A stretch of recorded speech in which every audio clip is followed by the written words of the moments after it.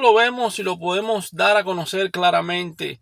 Algunas personas que han sido expuestas a las enseñanzas de hombres, como muchos cristianos, muchos pastores de gran sabiduría de la palabra, han abrazado las doctrinas de la gracia, mis hermanos, o la teología reformada. Un problema un tanto común con muchos de los jóvenes es que entienden las doctrinas de una manera cognitiva, si pudiéramos llamarles así, pero no en términos efectivos.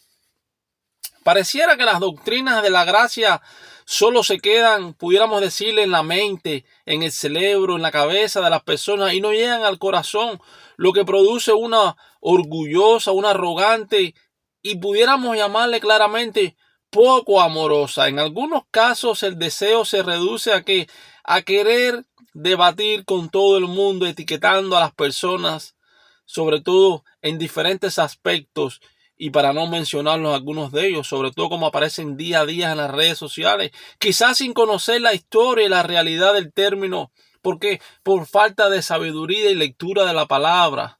No es solamente ir y sentarse en una banca un domingo, escuchar al pastor, sino escudriñar las escrituras y aprender cada día más de la obra de Cristo. Aprender cada día más de los libros de la palabra del Señor, Antiguo como Nuevo Testamento, mis hermanos. No es solamente estudiar los evangelios, Lucas, Mateo, Juan. No, mis hermanos, es también ir mucho más allá atrás al Antiguo, a Génesis, a diferentes libros, mis hermanos. Esta situación nos indica en realidad que no ha habido un entendimiento correcto de esas doctrinas. Si ha sido justificado a través del arrepentimiento de cada uno de nuestros pecados, mis hermanos, cada uno de nosotros sobre todo, y la fe en la persona y obra de nuestro Señor Jesucristo, y sabemos que esa es la salvación que nos ha sido otorgada, porque por gracia solamente. Entonces debemos de ser un poco más humildes cada uno de nosotros, y sobre todo lo digo en mi persona. ¿Por qué? Porque sé que a veces vamos un poquito apurados en la vida y no miramos, pudiéramos decir, directamente a nuestro Salvador. Tantas cosas que nos entretienen en este mundo. Pero bueno, ya hemos tocado ese tema en diferentes ocasiones.